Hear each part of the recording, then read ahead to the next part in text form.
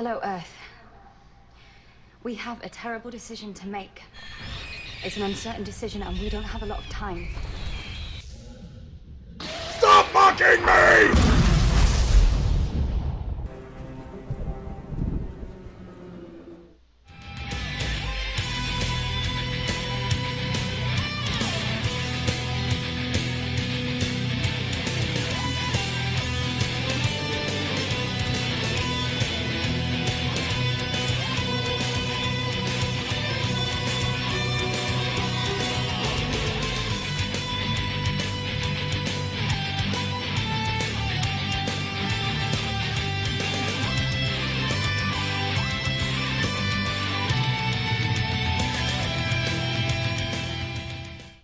Okay.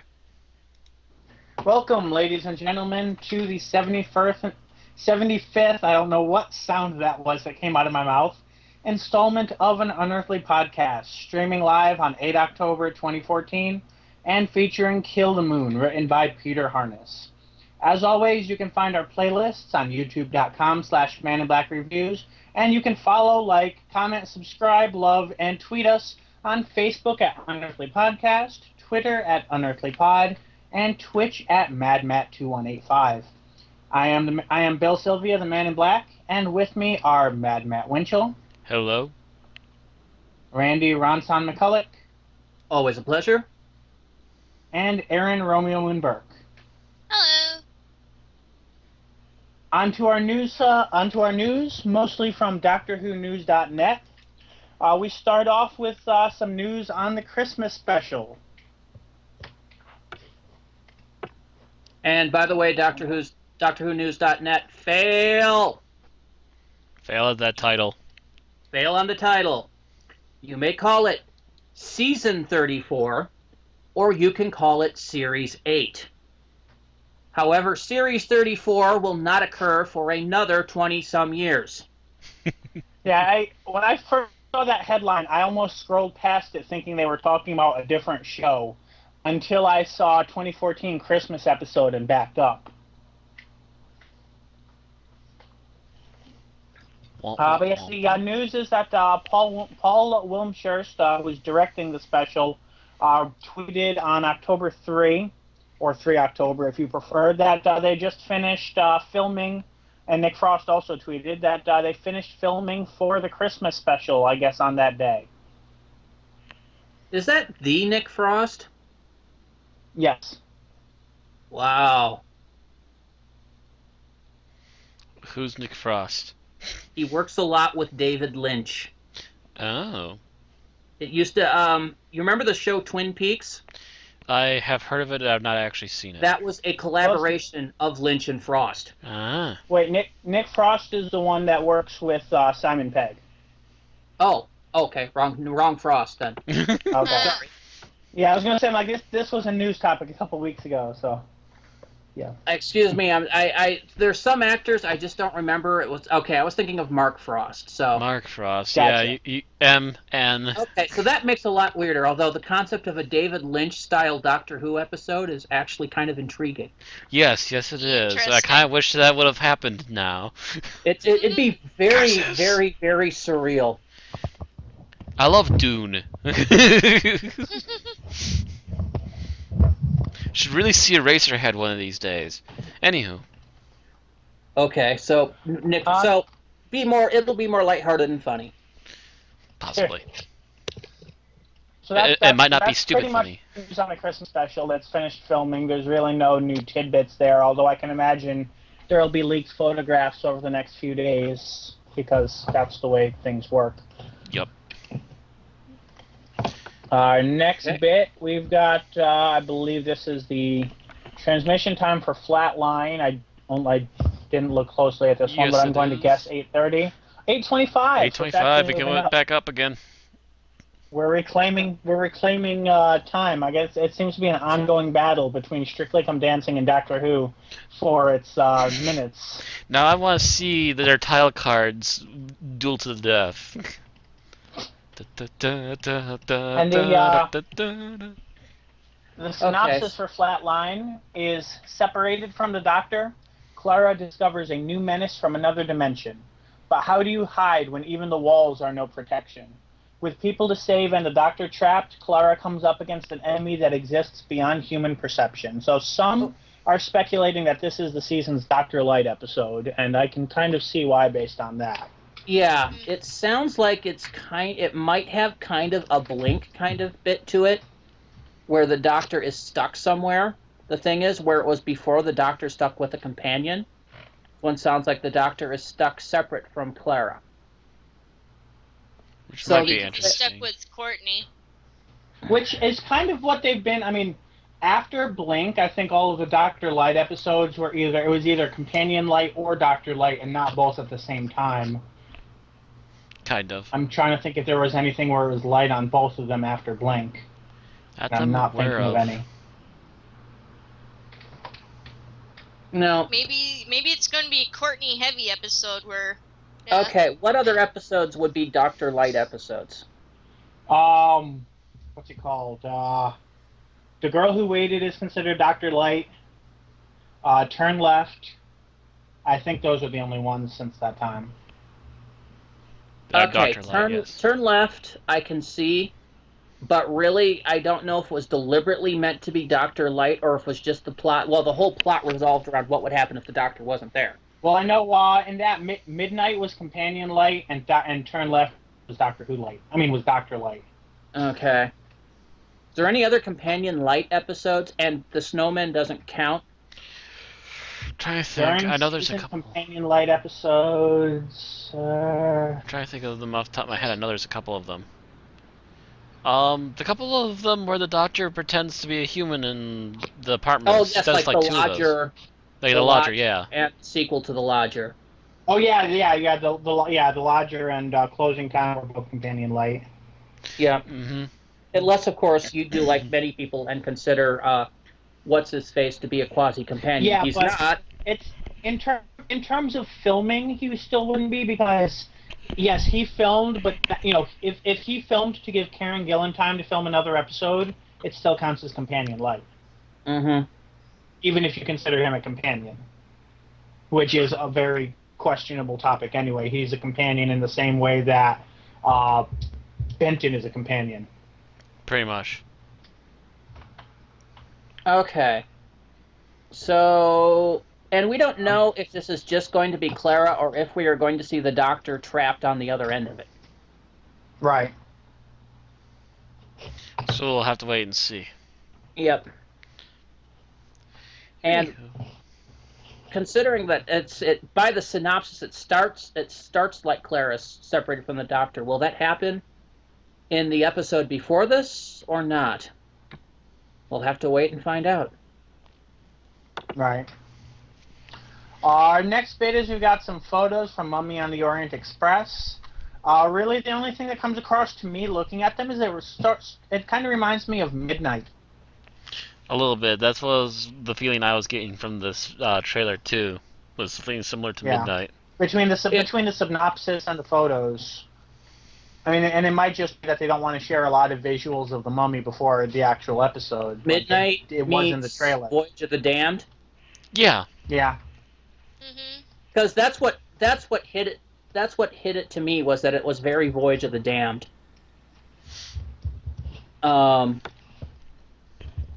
Also, if it were a Matt Smith episode, he would be shouting, "There's a mummy on the Orient Express!" Now, I'm hoping Capaldi doesn't stand for that. if you shit. can remind my memory, wasn't there a phone call Matt Smith got about a problem on the Orient Express? At I'm not sure, but I thought that ended up I thought that ended up becoming the. Oh no, yeah. I thought that ended up in some way being tied into the Star Trek crossover, the comic. Couldn't tell you. I might be wrong though, because I didn't follow that closely. Well, it's something I'm going to have to look up for when we review that episode in a week. Could not tell you. So it might have me scouring Netflix. Next. A king or queen called the... Oh, wait. Oh, here we go. At an unknown time, an Underground Express was in space having trouble with an Egyptian goddess who had escaped from the 7th obelisk. A king or queen called the 11th Doctor to come and help. So that kind of sounds like it could be this episode. So maybe he's returning that phone call really late. You had to look it up now, didn't you, Bill? I looked it up while you were talking about it. You couldn't just hold it for a week.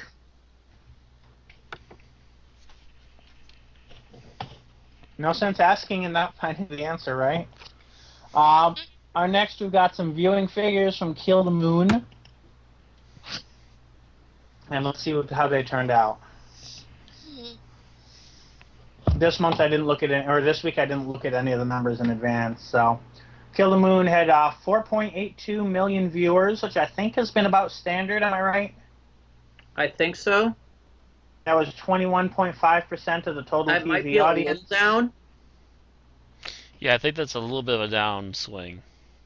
I was trying to remember if the previous were closer to 5 or closer to 4. Much Actually, closer it to is. thinking it five might or have been like five. 4.9. It's the third most watched program of the day instead of the second. Yeah, it's the third most watched, and I think it's also down another spot, being 21st instead of 20th most watched program all week. Of course, a big chunk of this is Strictly Comes Dancing. Has taken the top spot with 8.84, which even beats out the X Factor. I don't get people's fascination with really bland, boring reality shows. It has a celebrity on it. That doesn't count. know. I don't care. And some of them, Oh, I would I'll wait till the suspect- celebrity's For some doing what their people- job for some is. people, that's enough justification to pick what to watch. I don't know. Then people need Yeah, to I be don't smacked. I can understand it a little better. Because I used to really love watching The Gong Show. And See, that's the Gong Show. well, Not really, not everybody really wants to watch speculative fiction in order to relax. They just want to watch something normal. well, Normal's in the eye of the beholder. especially the early ages of Strictly Come Dancing and that kind of stuff has that kind of Gong Show appeal where you're watching some of the worst acts you've seen in a long time and you get to laugh and make fun of it. Well, that's usually only the first 2 or 3 episodes at most, and then it goes into boring stuff that no one cares for. Well, not everybody agrees with that, though. I don't know. I think it's something that people can sit down and turn off their brains to. That's the thing, it appeals to the LCD, the lowest common denominator.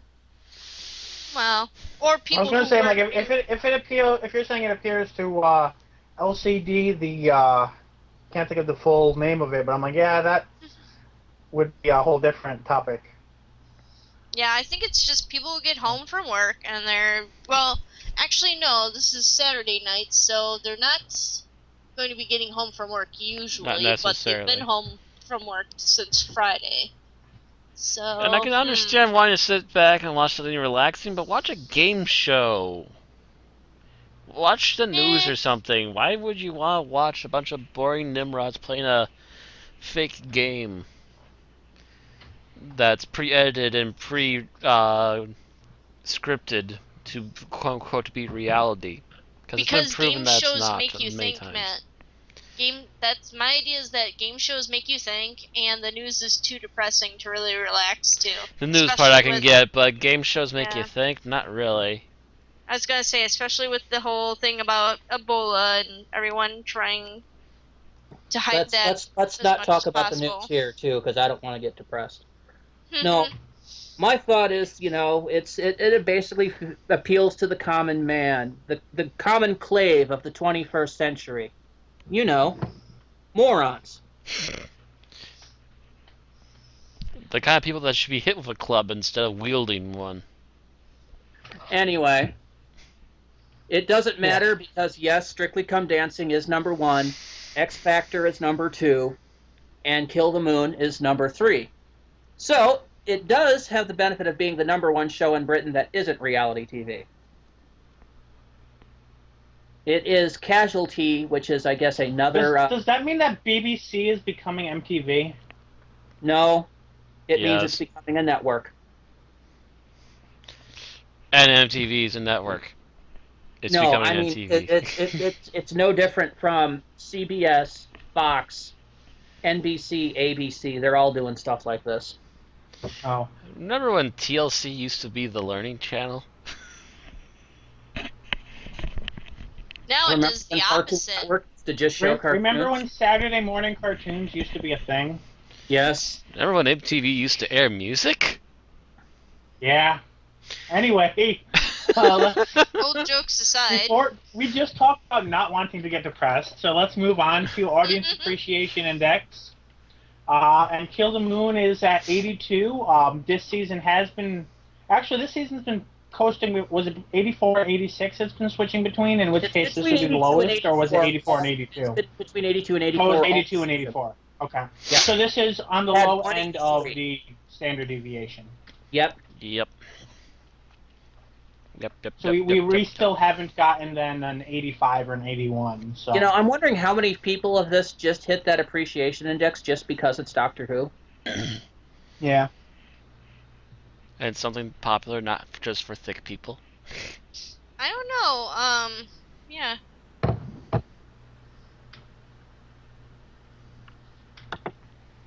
Because it's been pretty standard. Yeah, it has been extremely. I'm kind of wondering if some people just I don't know, put the number in advance or something, just keep hitting the same number every week. I wonder at this point. Okay. And we'll go on to Australia here. And Doctor Who has really slipped in Australia. Yeah. But it's had Apparently it had stiff competition from the National Rugby League Grand Final. Yeah. Yeah. Yeah. Rugby. So it got down to the 14th highest program. Is it still the second drama? Does it say? No, it doesn't. No, it doesn't. They so we can probably assume it's still the second highest drama. Easy to assume, Maybe. yes. Although I think last week it was third, so that might not even be assumable. It might not be, because if you also look, it used to be in the top 10, and now it's down to number 14. Ooh. So that's a slip that just the rugby final wouldn't exactly do it.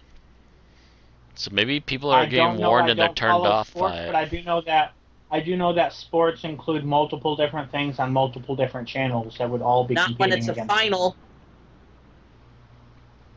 Not something big. Yeah, it would be only on one station. Grand final is usually one match, but it might have been directly up against Doctor Who. So no, but there's probably a pre-show that probably counts as a separate thing. There's probably ESPN's coverage of it versus Fox's coverage of it. I don't know sports. I'm just spitballing here. I also don't know how many different broadcast channels there are in Australia. Yeah, that too. And by the way, if it works anything like America, when somebody purchases the license for it, it's an exclusive license. Only one channel would be showing. Well, even that. I mean, if it's like American, doesn't ESPN have 4 different channels, and any other network also has 4 different channels, etc.? Yeah, but they're all showing different events. If ESPN1 is showing the World Series, for example, there wouldn't be because it'll be on network TV, but this is just an example. ESPN2 would be showing basketball or something like that. Oh, okay. It'd be showing something completely different. But I thought it was usually set up so that each sport had its season not overlapping with others. That's during a regular season, that's a possibility. This is, again, a special. The same thing. But for things like grand finals, or that's the rugby equivalent of the Super Bowl in Australia, one channel is probably going to purchase exclusive rights to air it, so they can raise their prices of commercials, etc. And really hike it. Yeah. Because that's what happens with the Super Bowl is NBC or Fox or somebody is going to buy exclusive rights to it, so they can sell the space at a premium and get all the people watching. Even so, you are right that there may have been a pre-game or a post-game show listed separately. However, I do think that since it has slid to number 14, it might be a combination of people that were watching the football instead of Doctor Who. Yeah. But it also could just mean that the Australians' attentions are starting to wane on it. Yeah, and granted, if say 10, 11, 12, and 13 were all fairly close to each other, and it was rugby versus Doctor Who, causing Doctor Who to drop by 250,000, that might have caused the three that were below it to each move up in the rankings without increasing their own viewership. But again, it also depends on time. Like I said, we'll see next week. Hard to tell without more numbers. It's hard to even tell right now, and we're just running this in a circle again. All right, our next, we have final ratings on The Caretaker. I think that's weekly final, though. Yes, that would have been weekly final. 6.81 million. So again, in the 7 million ballpark, but it is dropping. Yes. It dropped from, I think it's been closer to 6.9. Now it's pretty much at 6.8. So it's slowly dropping. It's probably going to pick up again in a couple episodes as we get ready for the finale, though. So it includes those recording the program and watching within 1 week. So if you watch within 1 week on your DVR, it's counting. I don't think Red Button counts in this. I think that only, not Red Button. What am I trying to say? iPlayer does not count in this, but it does count in the final position that will be out next week. Yep. So actually, yeah, if a 1/10 of a million watched on iPlayer, actually it might not have really dropped. Depends. Which brings us to our final time heist. Yep.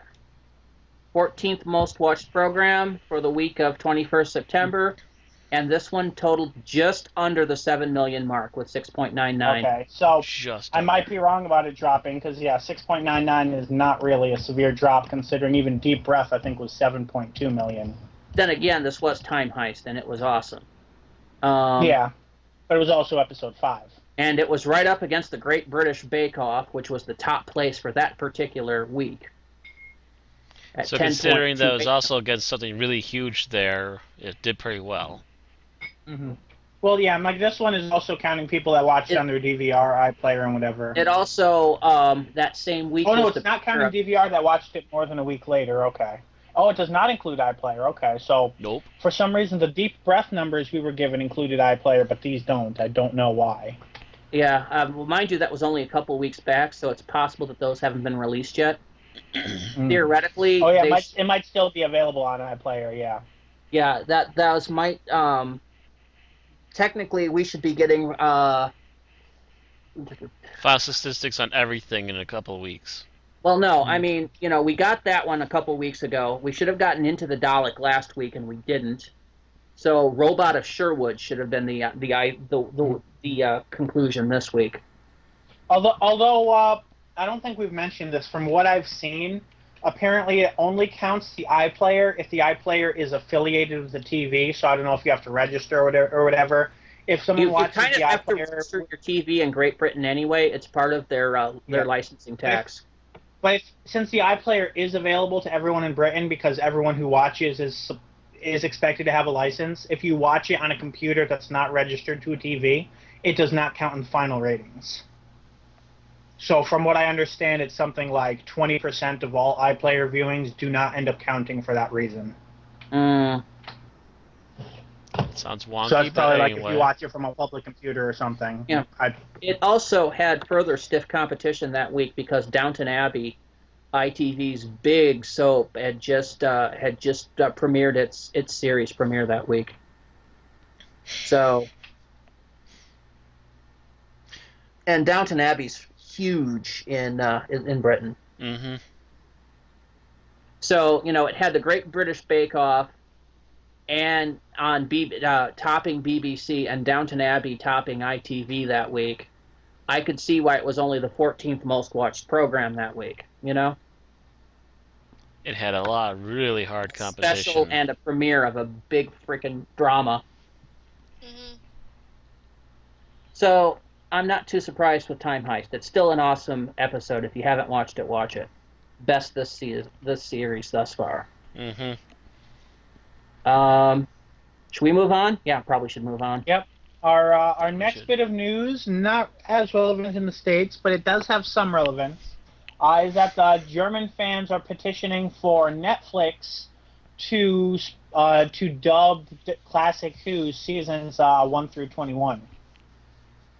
Apparently, DVD distributor Pandastorm Pictures cannot afford to do so. So they're trying to get Netflix to do so. Yeah, Pandastorm. The reason it has relevance for us is that if Netflix dubs the first 20 seasons, odds are then they will then get the license to stream them in general. Although it might not because of international licensing and everything else, but it possibly could. That's kind of the difference, is that that does not necessarily mean they'll have the North American distribution license. True, but if they would, so that all of Doctor Who would be on Netflix, I would be freaking ecstatic on that. Oh yeah. Right. The reason I think it's a possibility for us to review classic episodes, because that means I wouldn't have to run out to the store and purchase a DVD every time we decide to get one that's newly released. The reason I think it's a good possibility is that most of these rights are owned by, I would assume, BBC International, which is an international thing, so they could buy it, worldwide. Sorry. Yeah. So I could see Netflix being like, hey, listen, I want to buy the German rights, but if I do, I want you to give me a discount on the American and British rights or something. They might do that. I don't know. Typically speaking, BBC Worldwide has always been a bit of a douche regarding classic Doctor Who distribution rights. I don't know if that's eased up a little now that they're also pulling in, money hand over fist from New Who. But I know it's been an issue ongoing ever since they took over the North American rights from Lionheart, that they've been very selective on what they'll license, and they want boatloads of money for it. We'll have to wait and see. Although I would argue that if there was anyone out there that could afford the bucket load of money, it would be Netflix. True. They're or I know there's other streaming companies out there, but Netflix kind of started it and cornered that market pretty early. And they've been making and they're still the go-to name. Yeah, I'm pretty sure that the other companies that are making streaming things a la Netflix are just shooting themselves in the foot for not just going with Netflix right now. I'm actually a little bit surprised.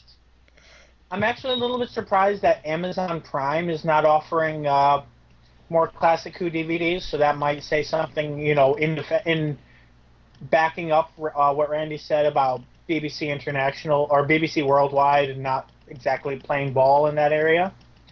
Because if Amazon is deciding it's not worth it, then that could say a lot. Yeah. This is, like I said, back in the 80s, when Lionheart was doing the distribution, Doctor Who was almost a staple on every public television station in the U.S. because it was cheap, because it was good, and because it got ratings. In 1991, after the series had wrapped up and Worldwide took it from Lionheart, they completely changed how it was done. They wanted the licensing rights per episode, not per serial. And it basically meant that a public television would have to pay 4 to 6 times the price that they had been before, and it just became not viable for most of the public television stations in the U.S. 4 to 6 times, sometimes up to 8 times the price. Yeah. Or 10 to 12 times, depending on the episode. Mm-hmm. Yeah. Although Netflix kind of does it more by DVD, so they might get away with. They might get they might manage it a little bit differently if they say, buy the rights to air the content on disc 1 versus episode 1, but that's more into the realm of how they do things. That's a very gray area, though, too. Yeah, that's not really public information. That they would negotiate with on, and we can only speculate. Yes. So, yeah. Speculation, nothing but. Yep. So we move on to our miscellaneous news, and that is the reopening of the Doctor Who Experience on October 24th, featuring a trailer that is narrated by Lalla Ward, speaking from the final days of Gallifrey. Really? Okay. And I will now be starting a Kickstarter to fund my trip to go see the Doctor Who experience in Cardiff. I really want to, really, really badly. That would Oh, not, wow, that would not there's be a Steel Kickstarter. Rassilon and everything. That would not be Kickstarter unless you're making a project. That would be either Indiegogo or Pitch In.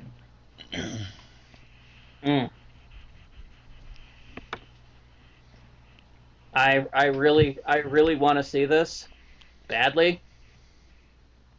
Makes me wish I really had money so I could, just say, hey, we're going to Cardiff next week. Schedule time off. Schedule time off, get a flight to go meet some friends out there. I like how the article says the exhibition closed in August to allow for a regeneration. So the exhibit regenerated to add in the 12th Doctor. Mm-hmm. Yeah, well, technically the exhibit was still in use while it was closed because apparently Peter Davidson borrowed it for a little bit because I knew the old Doctor Who experience had the 80s era TARDIS console, which he used quite a bit for making specials during that time. During the past 2 months? During the past, he was doing stuff prior to Capaldi's release, in search of the perfect companion / perfect Doctor in both times. Oh, the specials that they aired before Deep Breath? Yes. I still need to see those, actually. Well, Thank you for reminding me. Part of their segue bits was when he was going from X to Y in there, he was be traveling using the 80s TARDIS console, the one that he supposedly built just prior to the 5 Doctors. Yeah. Which was one of the better consoles of that run, to be honest. And I noticed, I'm not playing this because you would all hear it, but the console behind Capaldi in the Frozen thing is the classic TARDIS console. I suspect that's the 70s, right? Remade. Actually, that looks to be the 60s one. Yeah, I'm suspecting that's the console they remade for Adventures in Space and Time. Yeah. Yeah, I thought the 60s one kind of fell apart and was remade in the 70s, but I might be wrong. Like I said, I'm suspecting that's the reconstruction from an Adventure in Space and Time. Yeah. Because that looks like the 60s console. Yeah, that weird, ugly greenish blue and the completely clear. I also think of it with the green. I consider that to be more of a third Doctor thing, because the first and second Doctors, it appered to be white, even if it wasn't physically. Though. It was that same color. But on screen, it was a white console. Versus, in universe, it was a white console. Yep, and that was the difference, was the fact that in black and white, that green color appeared white better than white did. Whereas the third Doctor era was the first time that you could look on screen and see green paint. And, the Doctor was out of the TARDIS most of the time, so... So they hardly ever used it. They used it a grand total of like twice. And then he did spend a couple seasons in the TARDIS. Yes, I know, but I can't remember if he kept that green console the entire time. No, by the time the Doctor was in the console regularly, he had the new 70s model. White console, which got refurbished a few times, but only minorly. Mm-hmm. Like they added stripes at one point, and occasionally would replace a panel. Replace a panel, put in new upgraded lights and switches. And, I'm not sure so much if that was a recolor, if that was a completely new console or just a repaint and a few new panels. Because I think the major console overhaul was during that season that Tom Baker was using the ancillary control room. Yeah. Yeah, that was the first time that they completely replaced it, for sure. But the one behind has all the dials and stuff from, like, the original episode, so I'm pretty sure that's the Space and Time recreation. Yep. I'll have to look at this trailer later. I don't want to look at it during the podcast for licensing reasons.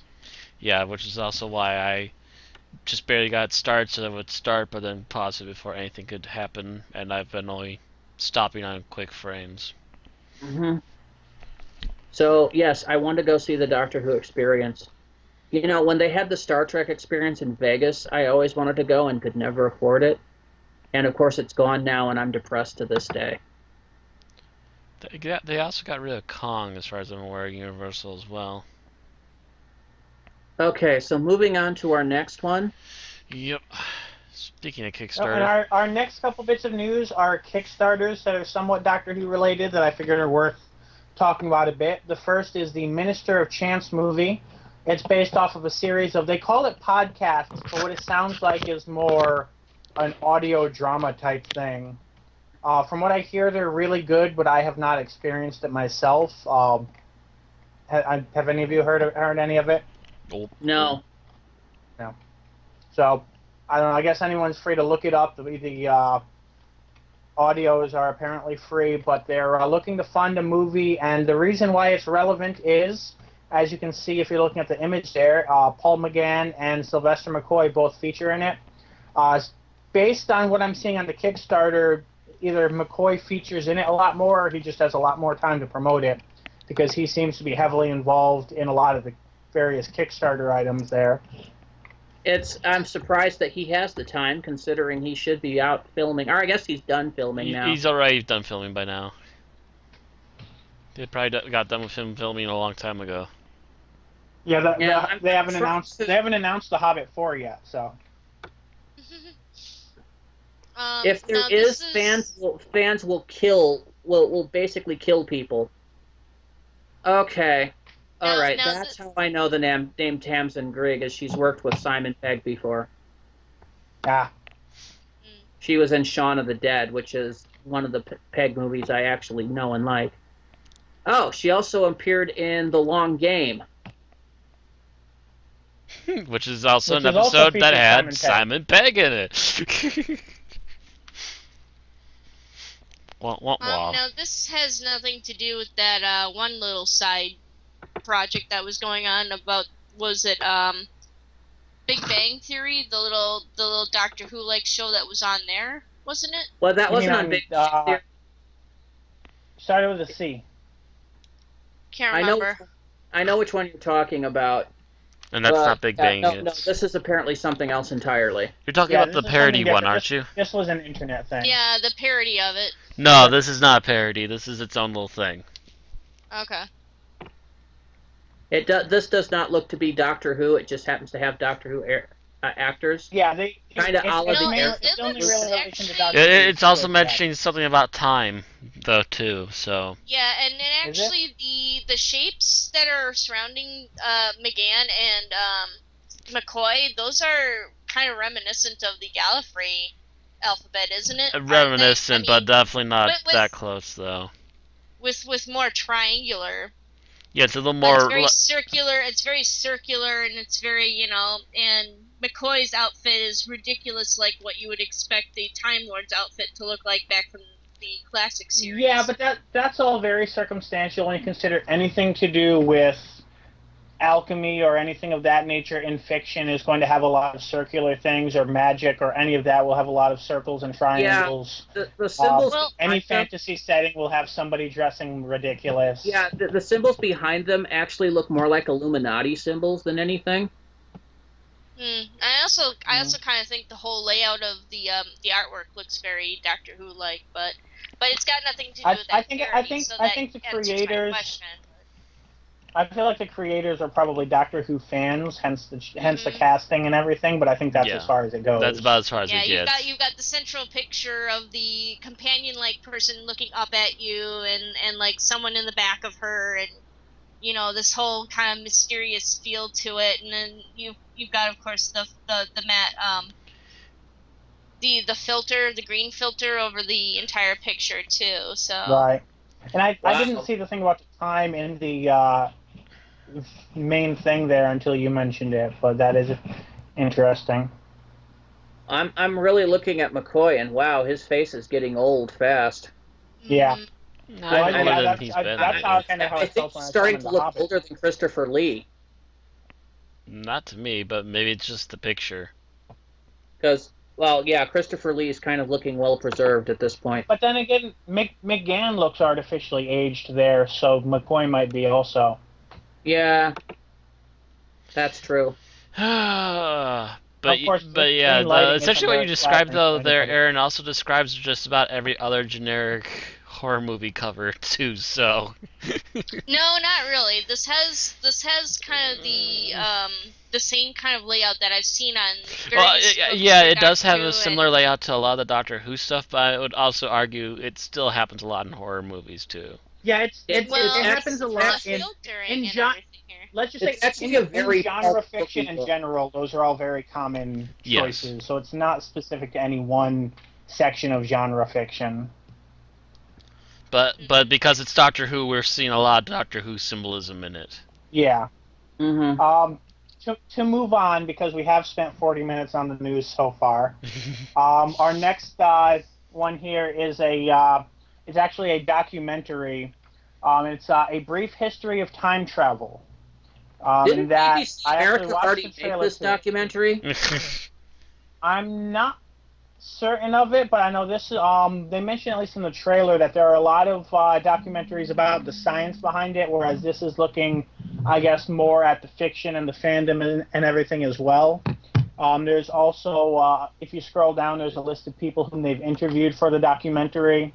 Obviously, we probably don't want to take the time and show the whole trailer on here, but Yeah. No. I thought it was interesting, at least enough to pledge the $10 to get your name, to have your name listed on the website and whatever. But I didn't really go any farther for it. Nah, I'm not really seeing. I mean, okay, they interviewed Bill Nye, the science guy. Bill Nye will do an interview for a sandwich. Seriously, I have seen him interviewed on so much stuff, only like a third of which he actually had any bearing on. I swear you offer him a cup of soup and he'll do an interview with you. Only if it's campus. Well. Here's some cream of tomato soup, Bill. least. Huh? Here's some cream of tomato soup, Bill. I need an you're saying interview. Bill, yeah. Sure. Bill Nye. At not the you, very yeah. Right. At the very least, it's clear from here that these people are fans in general of time travel media. They didn't really give any reason to think that they're more expert than anybody else, but I think it's basically, fans making this. Well, that's kind of the thing Kickstarter is made for. But yeah, really no idea how much the people creating it know. Other than that, they seem to be really enthusiastic about it.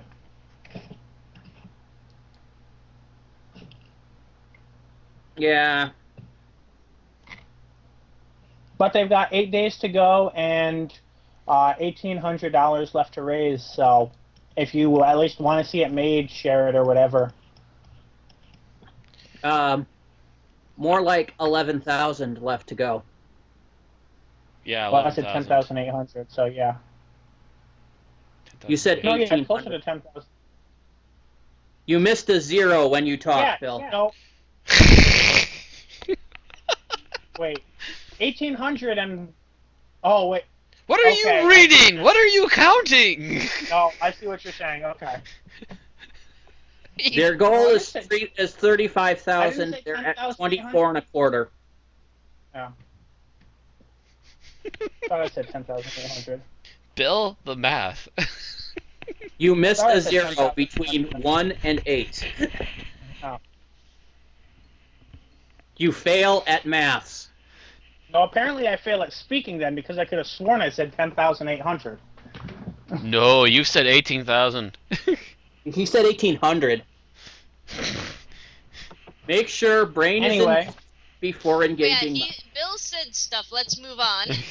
Yeah. We're gonna Again, be we touching you don't- like we don't this. wanna- We might as well give up. We do want to get the news wrapped up in under an hour. We've got a few minor things, and that's just due to lack of covering them in the past and the fact that there's been an overabundance of them. There's been quite a few sci-fi television, either season premieres or series premieres, especially in the past week, but also within the past month. So we're going to run down some of them really quickly. Marvel's Agents of S.H.I.E.L.D. started a new season. Yep. If you're a big fan of the MCU and you've seen the first season of Agents of S.H.I.E.L.D., watch the second season. If you have not seen the first season of Agents of S.H.I.E.L.D., wait till it comes out on Netflix, but tape it. It's notable with Agents of S.H.I.E.L.D. A lot of people seem to drop off right before a tipping point in Season 1. and that is after a certain movie in Marvel Phase 2 came out, the show pretty much completely changed, not completely changed, but it heavily changed its premise. It heavily changed how much action was in it, and a lot of people feel that it greatly improved. So if you're one of those people that dropped off before that point, this might be a worthy jumping on point. I don't know how the season's going to be so far, and I personally... You really need to get that part of that part of season 1. So personally, I never had a problem with it when it was moving more slowly because I know these things take build up, but The build up to the exploding point, and then they just got crazy. Yeah, there were many people I knew that was done with it about halfway through the first season. They're just like, this is boring, I'm done with it. Most of them tuned back in. There was a guest appearance by Sif from the Thor movies, and that was when Dark World came out. But no, Thor: The Dark World came out about 6 episodes into the first season. Their crossover with Thor: The Dark World was a 5-minute bit in the beginning with them cleaning up afterwards. It was a real disappointment to my friend. But no, Sif appeared later in the series. I thought it was in like an episode or so later. Maybe I'm wrong. Okay. But regardless, it was enough that pretty much hooked a lot of people back into it. And so if you're going to be watching this, if you borrow somebody's DVDs or something, if you want to start watching it again, it is fairly good. A lot of drama. There's a lot of more tie-in with the Winter Soldier than with Thor. I will say that much. I will not say how. Next one we have Gotham. Finally, Gotham got started up. It's the story of essentially it's Smallville for Jim Gordon. Is essentially it's Batman Year Zero. Bruce Wayne has just lost his parents. It's focusing on Jim Gordon. More like Batman Year -10, I think. Well, regardless, I mean, it's like well before Year 1. Bruce Wayne has just lost his parents. It's dealing with a lot of the origins behind the Batman villains and other characters in the Batman series. The main character that you see in here is Jim Gordon, who it comes across a lot as a crime drama, but you still have that edge of Batman-y.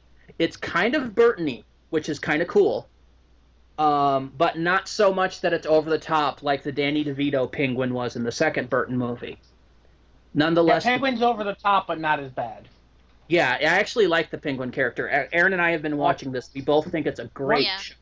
One thing that really threw me off in the latest episode, Harvey the hypochondriac from Scrubs is the mayor of Gotham. That didn't bother me. And that... I never watched Scrubs anyway. Yeah. I was just sat there watching that screen with my mouth open. Actors need to find work after their other series go. No, I know, but it's when you've only seen somebody in one role, and it's essentially a comedic, dumb role, and then they move into a completely different character, it throws me off. At least the first couple, at least in the beginning. I don't know, maybe that's just you, Bill. Character, I thought it was just fine as the corrupt mayor of Gotham. Yeah, I was fine with it. Speaking of comedic Scrubs characters appearing in DC media, that actually would be a perfect segue to the next one, unless anyone else has anything to say about Gotham. Watch it. That's it. Yep. Watch. That segue is that John Dorian's brother Dan is the same actor that appears in The Flash as the head of Star Labs. Okay. That was another one that had me open mouth. Okay, so now we're moving on to The Flash.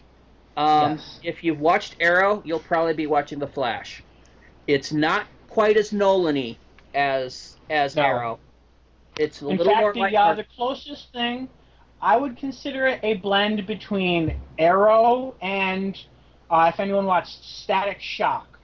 Essentially in Static Shock there was, I think it was a chemical event that caused a whole bunch of gangsters in the area to become supervillains, and one guy became a superhero to fight against them.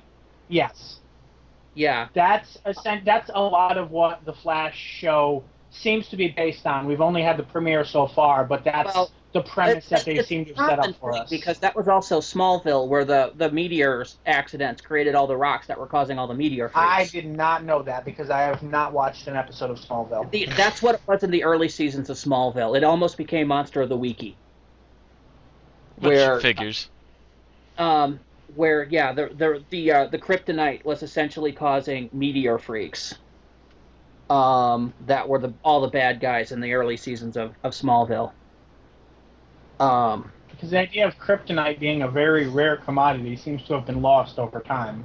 Well, the thing is that the asteroids from Krypton where Clark's ship crashed was part of a meteor shower from the destruction of Krypton that was crashing in Smallville, Kansas. So this was not a global thing; it was localized in Smallville. Aha. And a whole bunch of small amounts of people managed to get their hands on the stuff and over time warped them by the time he was a high school student. Yeah. It was like one Well, time... yeah, altogether with Flash, though, it seems to be fairly good. They seem to have, set up a premise, set up a team, and they just have to go develop it from there. And Firestorm is supposed to be in it later in the season. And it's pretty clear that Professor Zoom is in some way involved. We actually do kind of see him in the premiere, kind of. Yeah. I actually saw this premiere a few months ago, to be honest, because it got leaked. Oh? Yeah. Did not I've know had that. a copy of it for a while. I've had a copy of it, I think I got it around the same time that I started to get the leaks for Doctor Who. And it was given to me by a friend who's just like, here, and mind you, unlike the Doctor Who leaks, which were black and white, this was the full color show. Ooh. So they've actually had this for a while. They just were waiting for Arrow, I think, to have enough time to go too. Mm-hmm. They probably filmed them almost next to each other. Speaking of Arrow, their season premiere was earlier tonight. I have not yet seen it on the internet, but I'm sure by the time we're done with this podcast, it'll be somewhere watchable. I have it taped, so I'm going to be watching it later, after Aaron goes to bed. So neither of us have seen the premiere yet. Then no, I had to go grocery shopping tonight, so I got home. We got home and got the groceries unpacked just about time for us to start the pre-podcast call. Okay, but otherwise, you think it's been pretty good so far? Arrow, yes. Yeah. It's been very good from the beginning of the first season. Like I said, it's very dark, very Nolan-y. Season 2 is particularly strong, I'd say. And then I was going to say it's been good from the beginning, and then season 2 it got even better. Because you really start seeing more of the DC universe in there. It's getting a little less Batman-y as it goes along. But it's still good. I mean, it's addictive good. It is probably, that's the CW, isn't it? Both of these are, yeah. Yes. Yeah, it is probably one of their top shows right now. It should be their flagship, if nothing else. Yeah, I also really enjoy it. Wow. I've just started watching it. Yeah. Oh god, what's his name? Something the Terminator. We're going to be marathon slamming season 2 because it just hit Netflix. So if you have not watched Arrow and you have Netflix, you can now watch the first 2 seasons there. Tape season 3, or if you have a DVR, set it for a series recording. Or I'm trying to remember how many episodes Hulu saves on it, but I think it saves like 6 episodes on a time. 2 or 3. No, it's more like 4. I think the CW keeps 5 in reserve. Alright, guys, are we ready to talk about the episode yet? Yeah, are we done editing on I was this? just kind of trying to finish wondering. this. But anyway, yeah, I see Deathstroke there, and he looks pretty cool. Anyway. We had a couple more yet? Yeah. Well, I was building up to it. Tape it, watch it. If you have Netflix and you haven't seen the first 2 seasons, watch that. There we go. In a nutshell. Next. Alright, to go through them quickly, Legend of Korra started season 4 recently. It's essentially a continuation of season 3, which was cut short by Nick, so if you want to call it part of season 3, you can. Season 3 was very strong, and if you're in any way interested in it, I would definitely recommend continuing to watch it. Is that on Netflix? It's going to be Netflix, yes. Okay. It probably would be. I know. The whole reason why they called it off the season early to begin with was to begin the transfer to make a Netflix only show. Mm-hmm. Oh, they're planning on making it Netflix only. Yes, for some reason they I think know, that they get better views on Netflix. Yeah, because Nick doesn't like to promote shows that don't have yellow sponges in them. Speaking of Nick shows, another one that recently started back up was Power Rangers Super Mega Force. If you're already watching it, you know what to expect. If not, it's not a good jumping on point. Wait till next season. Teenage Mutant Ninja Turtles is another one that started a new season after a very short break, I think less than a month. Their season premiere is essentially a Halloween episode in what is kind of a Friday the 13th homage. I really liked it, but it was probably essentially filler between the very plot-heavy ending of Season 2 and going into the plot going forward. Okay. And our last one is Star Wars Rebels. The first new on-screen item in the new reboot Star Wars canon started filming. I and some other people I've seen online would essentially call it Aladdin in space. Okay. And if Kinda, by the look of it. And if that appeals to you, or you want to see the new direction that Star Wars is taking, go ahead and watch it. And I think that is about it of our news and news-related items. Does Marvel or DC have any new cartoons that are coming out that aren't sucky? If so, I did not catch the news. The only one I know out there right now is Teen Titans Go, and that's crap. Yeah. I very rarely follow cartoons, so the cartoons that I mentioned are pretty much the only ones that I've followed at all. Okay, well, like I said, I missed the only two that were decent, and they got canceled. Stupid frickin' Cartoon Network. Anyway, so to the episode. Finally. Right. Yes. So summary. Anybody want to do the summary before I start one? If I start a summary, it's gonna be very brief. That's fine. We need brief. You'll be briefer than me. Okie doke. So basically, the story starts up. The Doctor and Clara are having an argument. What's the new girl's name? Courtney. Woods. Courtney. They're having an argument over Courtney. Apparently, the Doctor said in terms that she was not important, and it's apparently having an effect on her that she's acting out.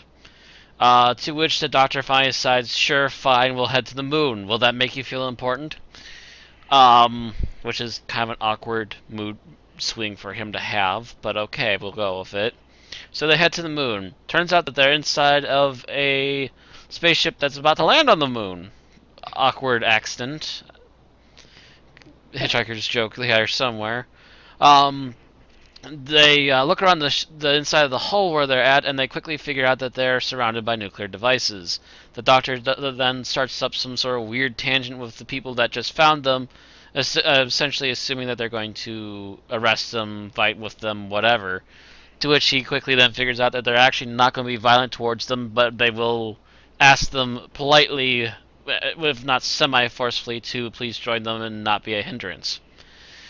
They land on the moon to find out that gravity is still normal on the moon, which is not right. It's supposed to be much lighter than on Earth. They quickly figure out that the moon has been gaining weight somehow. They go to find a previous base that was 6 years ago, 6 months ago, something like that. The last feedback they got was people screaming and apparently crying for help. To which they said there's not enough money involved. Why would we bother at the time? Sorry, what was that? I said it was about five-ish years, about half a decade, somewhere in there. They go find the base. They find only one person dead hanging from a wall, and the entire place is covered in spiderwebs. The spiderwebs, again, hanging the previously mentioned corpse to the wall. They continue to look about, and they are attacked by a giant semi-glowy spider, which I believe had human teeth. Awkward, that. Kills one of the crew, and they manage to kill it because... what's her name again? Courtney? Courtney. I just remembered it again. Courtney happened to have antibacterial spray, which killed the creature almost instantly. To which the doctor, upon examining it, says the creature is essentially humongous bacteria.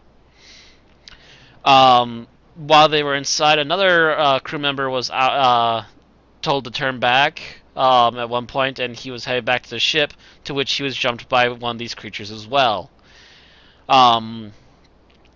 They decide that it's best to possibly go back to the ship and figure out what they're going to do, if they're going to stop the nukes or not. They end up separated away from the ship, but they still have the controls to set off the bombs with them. Courtney, I believe, also was sent back to the ship early and was sitting in the TARDIS at the time. She asked to leave. Yes. Because she was obviously starting to panic after the whole spider thing. As they sit back at the base, after also having found the excavation site where the previous base members were originally digging around, they also find them all dead, and also find a huge cavern system with more of the spider-like creatures inside of it. They figure that most, if not the entire moon, is now covered in these things, and they are still growing in number. Apparently feeding off of something huge inside of the moon in order to reach that size, which still sounds a little ridiculous, but we'll cover that later.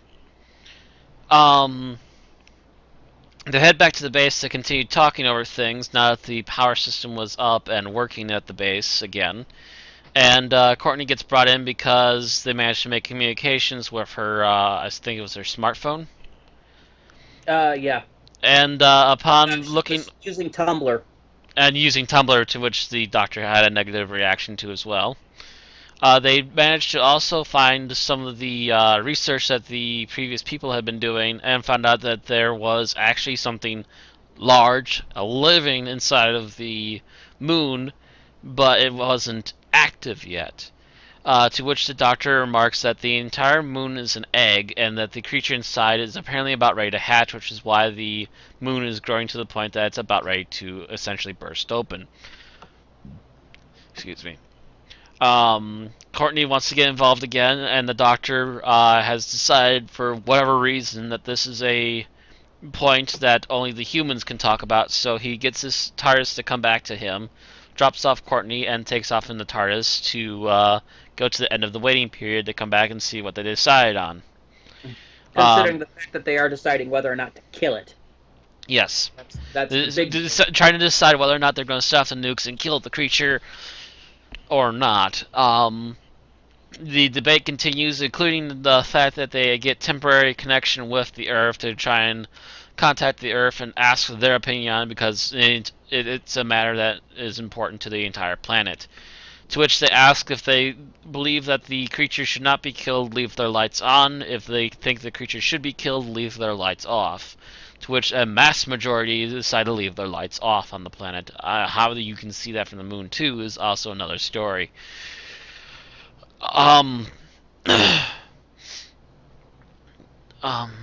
So they decided that they're going to let the bombs go off, but at the very last minute, Clara decides to pull the plug and cancel the explosion, which is right about the same time that the doctor finally pops up and says, "Have you decided yet?" The doctor then takes him down to Earth as the moon hatches. The moon lets out a giant winged creature, which apparently is a giant dragonfly. Essentially, yes, more or less. It looked like a combination of dragonfly and a moth to me, with those huge wings. But it hatches, and as it hatches, it apparently almost so simultaneously lays a new egg right where it was, henceforth creating another moon instantly. And because of all the attention that the moon got, the doctor predicts that the normal future where humanity goes off into the far reaches of space and inhabits most of it and survives being beyond Earth will still happen as originally planned. And that this is now a huge fixed point that will make everything else work out the way it should. He then tells Courtney isn't that special of being able to save the Earth in the future and being the first person on the new moon, etc., etc. And that more or less ends the story.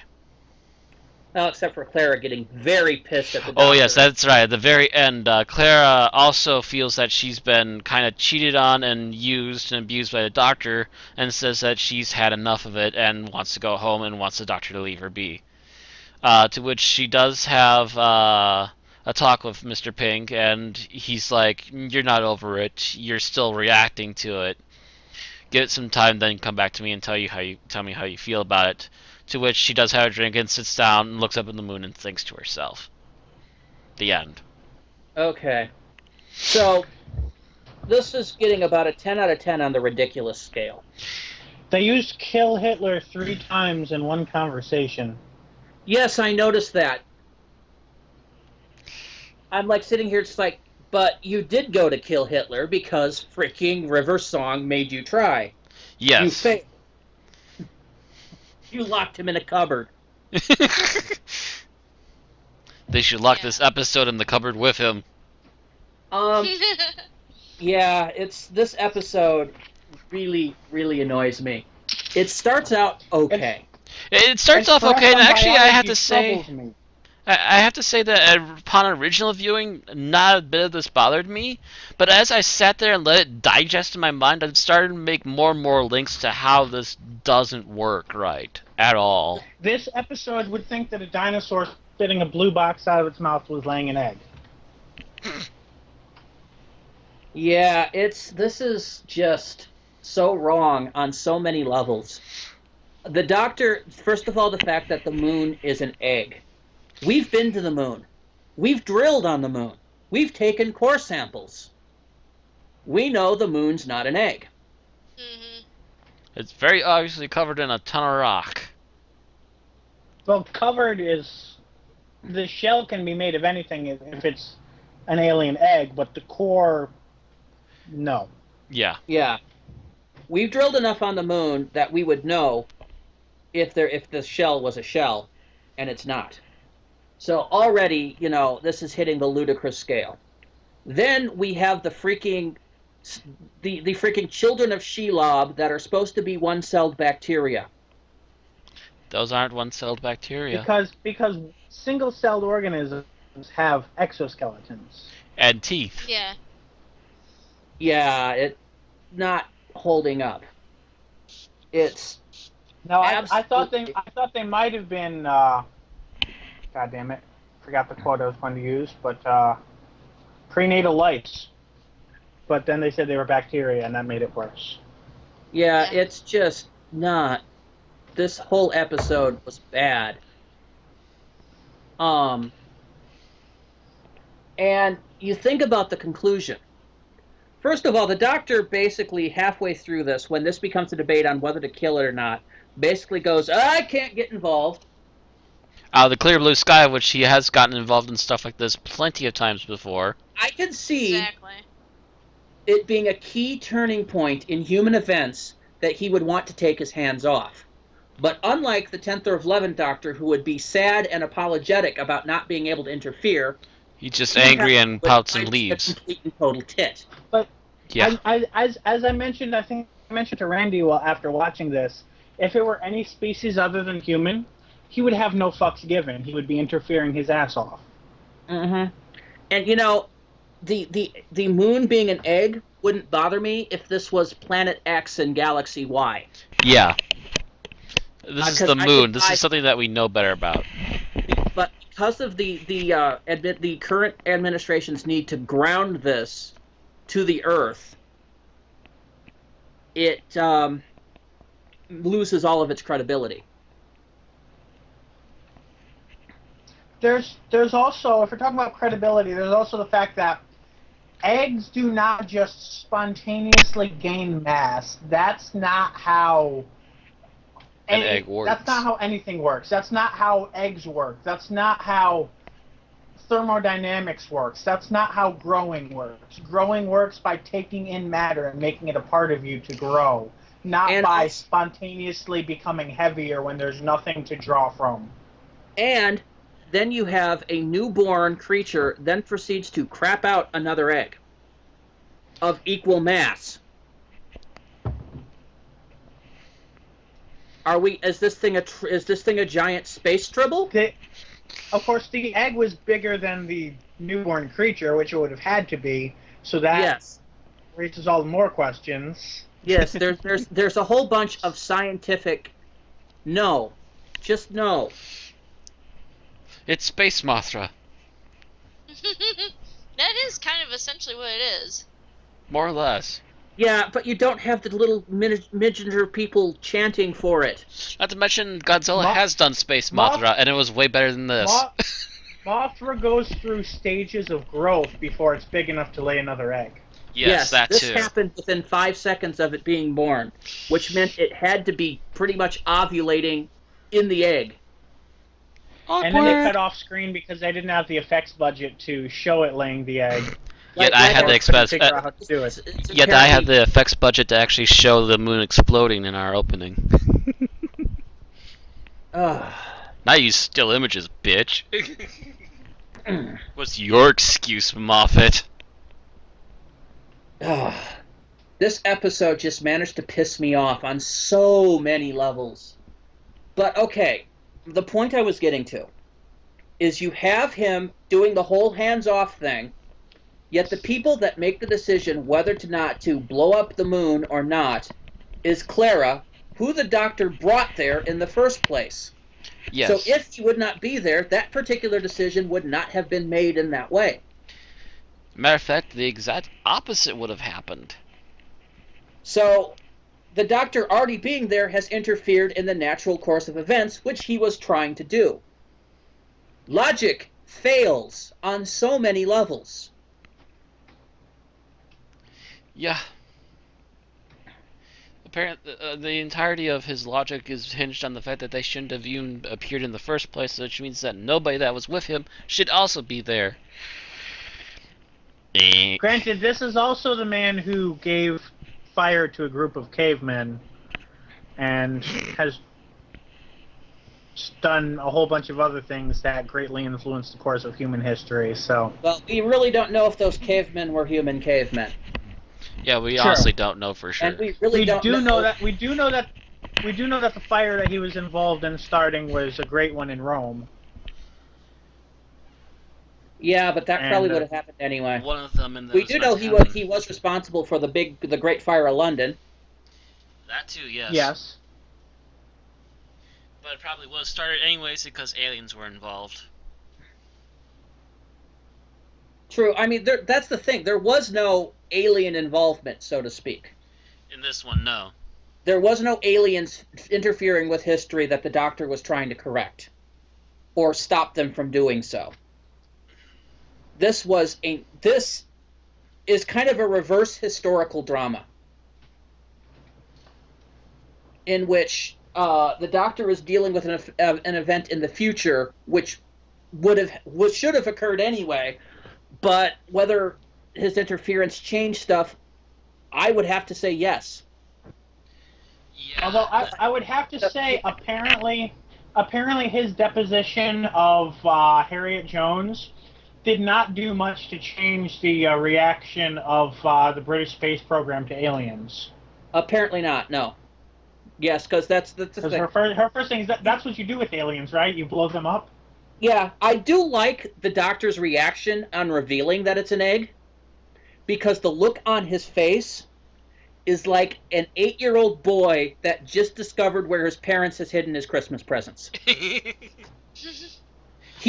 will say that, yes, Capaldi still puts out a hell of a performance in all of this. Oh, God, yes. I am not in all faulting Capaldi.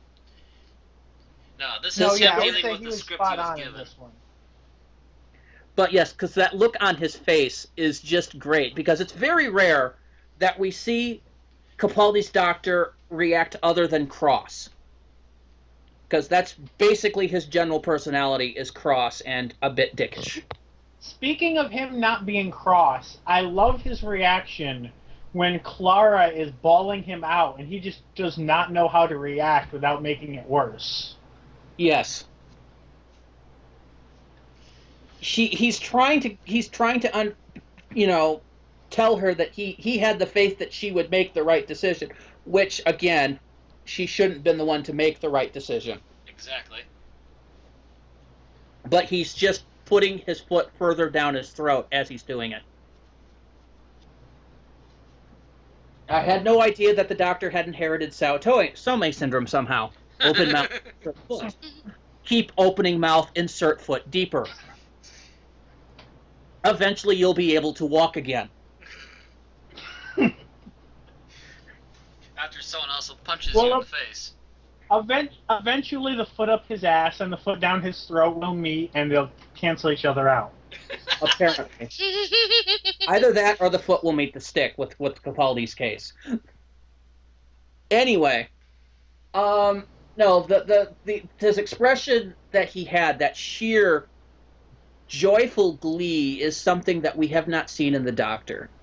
My reaction to the Doctor, Recently, you mean? Yes. Until you get to that phrase, how do we kill it? And again, yes, it was the closed mind. Any other Doctor, Tom Baker, Peter Davidson, maybe not Colin Baker, Sylvester McCoy, would have all responded to that with indignant anger. Or even flat out telling them, they're not killing it. No, they never do that. They never flat out say that, but they react outraged. I think this Doctor kind of did too, because what he pretty much did was that's when he started becoming nasty and sarcastic and yes, that I liked. Generally unhelpful. He was still telling them how to do it, but then reminding them that this was an innocent creature all the time. But yeah, he kept forcing that down their throats too, which started to become forced. Very, very forced. I didn't find it that way. It felt very in character to me. Preachy to me.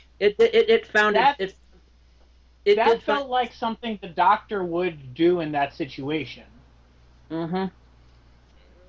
Mind you, I would have thought this would have been a great grounds for another lash out against the military. Yeah, that actually could have worked here, yes. That's what I would have seen. An innocent creature is about to be born. One of the great wonders of the universe is unfolding in front of your face, and all you can think of is, how do I kill it? So typical of the military. Like when she said, how do I kill it? And I first thought it was that he was going to be like, oh, the military solution. Mm-hmm. Well, like I said, that kind of phrase is something you would hear Tennant say. It's something you would hear Smith say. Yeah, that would have been something you would hear Eccleston say. Even something you would hear Tom Baker say. Mm-hmm. Yeah, hell, it's stuff you would hear Pertwee say. Mm-hmm. Goes as far back as the Third Doctor. But instead, while he is reminding them, he's still also telling, well, you've got bombs. That should do it, And then he goes all hands off. Which really becomes awkward. Yes, it does. And whether or not they intended it becomes a little bit more awkward when his hands-offness is, hey, there's also a 15-year-old girl. Let's get her involved. Yes. Mm-hmm. Because we couldn't make this any more awkward. Again, and there's Clara going, well, let's add somebody else. The president, and he's like, oh, the president's too busy. Oh, I find it very interesting. Speaking of the president, did I hear at the end of the episode correctly, when he's predicting Courtney's new future, that she's the one that's supposed to become president of the United States? Yes. I think so, yeah. Last we checked, isn't Courtney a British citizen? Don't know. It seems that they were hinting that she was supposed to be American, actually. I didn't even think about that. They didn't say flat out where she came from. They did hint heavily that she was American, though. She has a British accent, and she goes to school in London. Yes, her accent's very British. She's going to Coal Hill School. One would assume she's British. Oh, Courtney as in the little girl. Never mind. Yeah, as far as we're aware, they're British. Yeah, because she's talking about her revised history and that she goes on to become president. That she's the president. And last I checked, you had to be born an American citizen to be president of the United States. Yep. Are you sure that he was predicting and Courtney's or just the... They reactivate. Yes, They actually do wind up doing the Schwarzenegger law. Right. Now, back about the president thing. I find it very interesting that she specifically said the United States president. She didn't say anything about the Queen or King, or actually she's from nowadays, so she would have said the Queen of England or the Prime Minister of England. No, she went straight to United States with that solution. Yeah. I found that rather interesting because Doctor Who up to now would not have done that.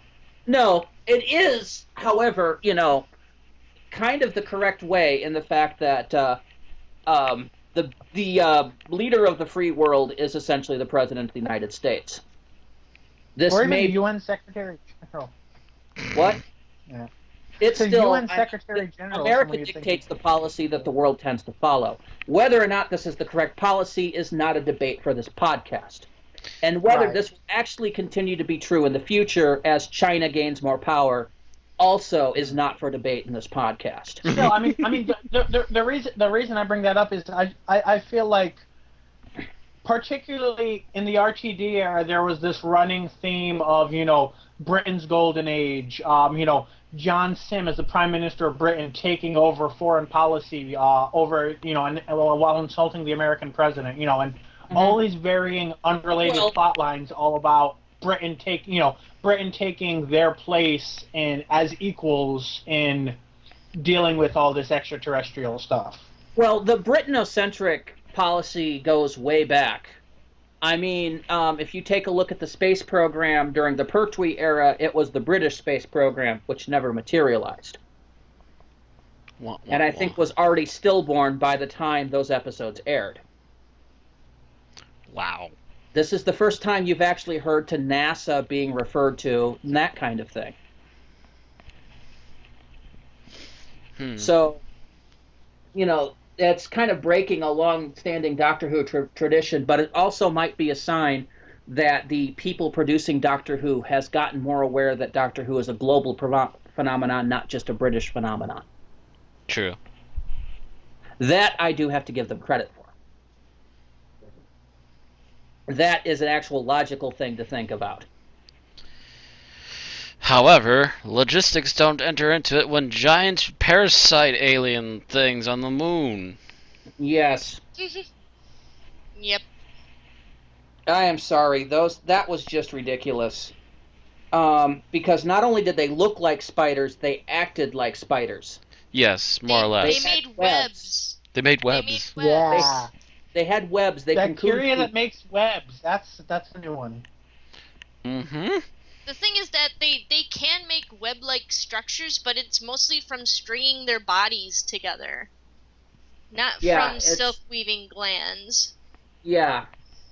The spiders did not act like the single cellular bacteria that they were supposed to be, and yet they were still outdone by a simple can of antibacterial spray. And even then, I feel like a man-sized amoeba being sprayed with like a germ cleaner, it would still not be potent enough to kill it. I wouldn't think so. Yeah. I would have actually liked it better if they looked like man-sized amoebas, by the way. Or green amorphous. Yeah, that would have fixed a lot of the problems with that particular sentence. Yes. If they were slimed to the wall and what they came out was green amorphous blobs, I would have been okay with them being bacteria. Yep. But no, they had to look like they had been stolen off the freaking CGI from The Hobbit and added neon stripes to them. It would have been a good excuse to reintroduce green bubble wrap to the SFX department.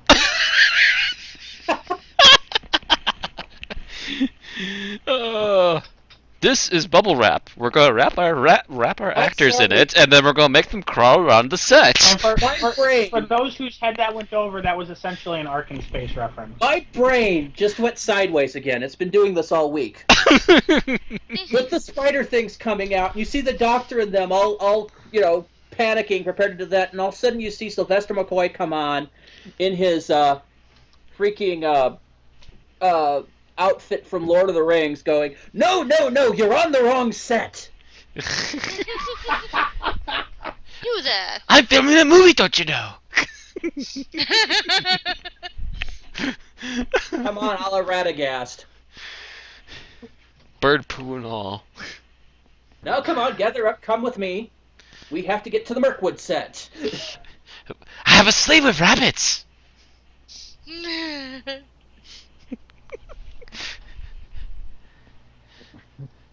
Oh, hi, Peter.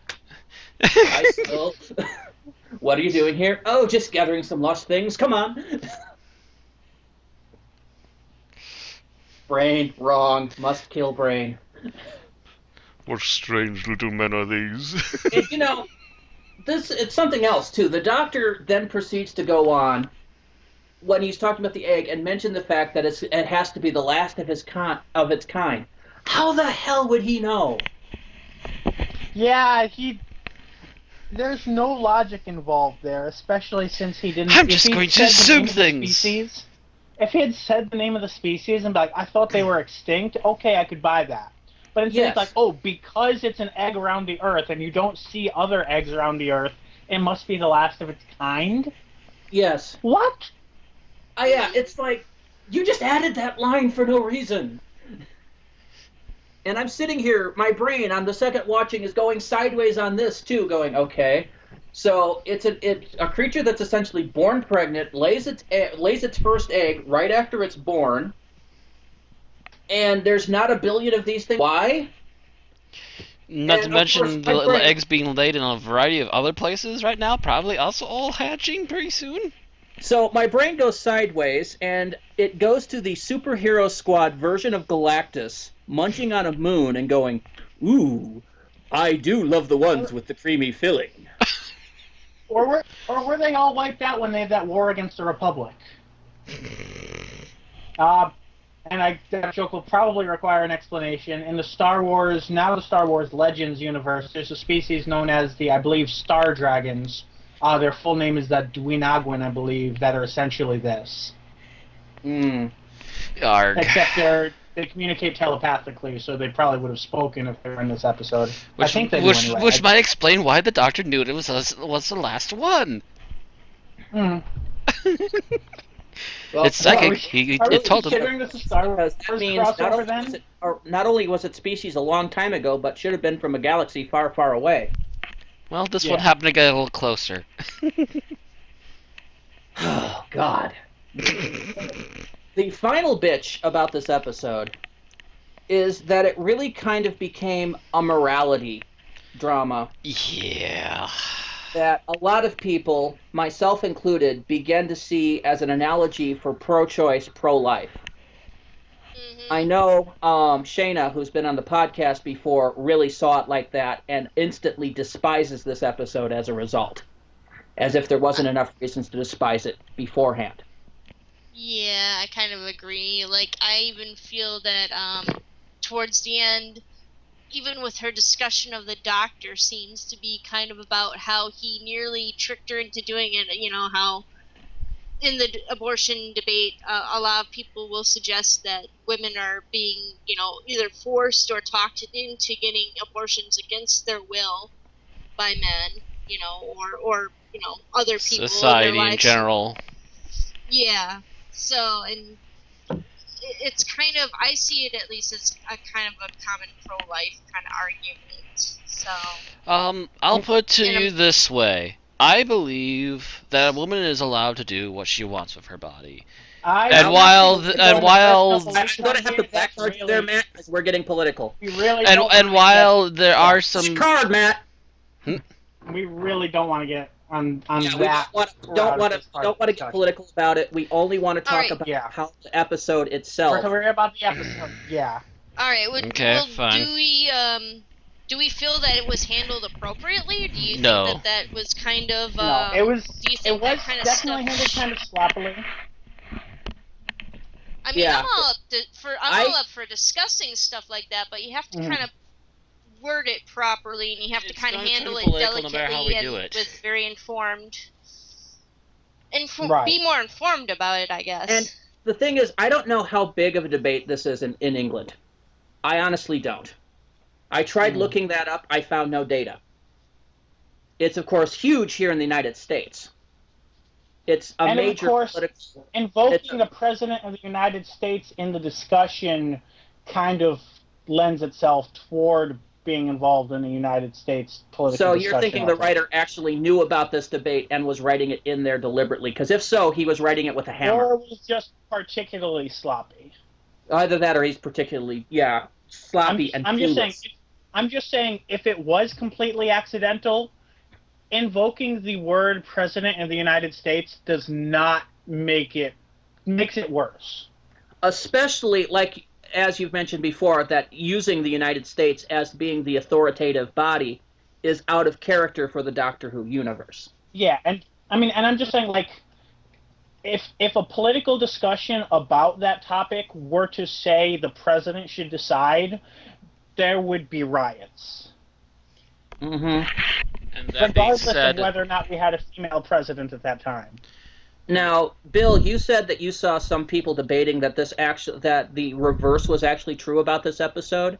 That yes, some people. It was essentially a response to people who did claim they had problems with the episode because of it being pro-life. The arguments that I've seen were essentially that, one, that the Democratic vote was not allowed to make the decision, and two, that it was essentially made by a group of women, and that the man refused to be involved.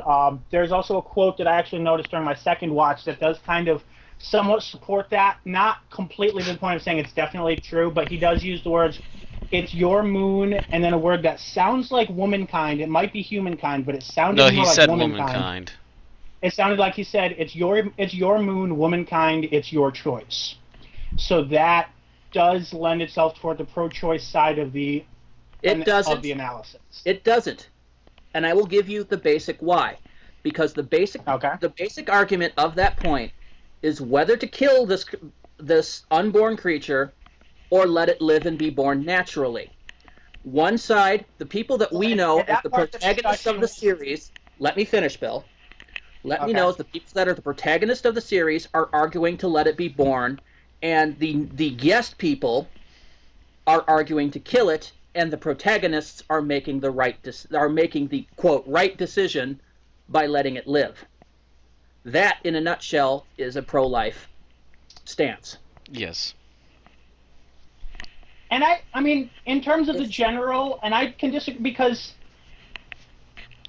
pro-life doesn't necessarily mean, pro-choice doesn't mean the choice to that the choice is always one way or another. It's that each individual choice is up to the group that makes that individual choice, and that's where I can see that part of the argument regarding this episode, in that the male figure is refusing to take part in the discussion, and that it is not allowing it to be democratically decided. It is being the choice of these specific individuals who are capable of making the choice. And I'm not saying that it's a perfect analogy or perfectly done, and honestly, watching the episode, I don't even see it, because generally abortions do not occur during birth, for one thing, and I just would stay out of that completely given the choice. But I'm saying I can see those lines lending themselves toward a pro-choice analysis. Well, mind you, the other issue, too, is that the arguments that Clara are using,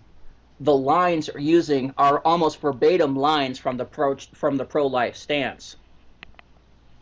And that was, I heard a few of those lines, and I had heard those same lines coming out of pro-life activists. Yeah. So that also set off flags in my mind.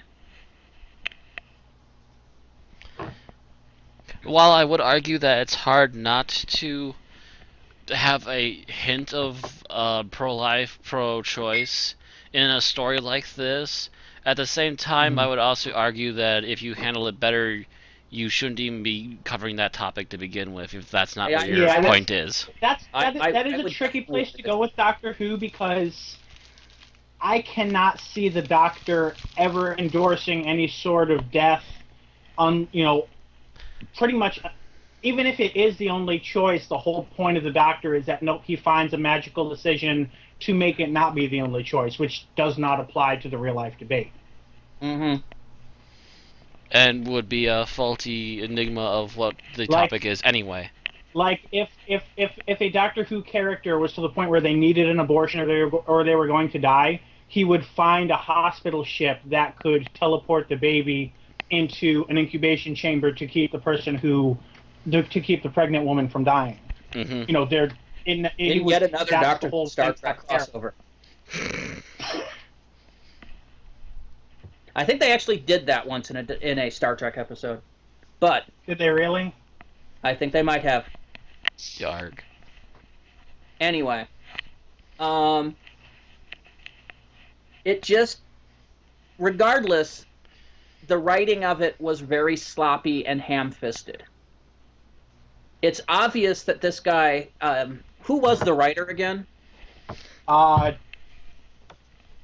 His name is Peter Harness. I almost said the director's name, that's why I paused. Harness? Yes. Okay. Now, this was his first outing in Doctor Who. Yes.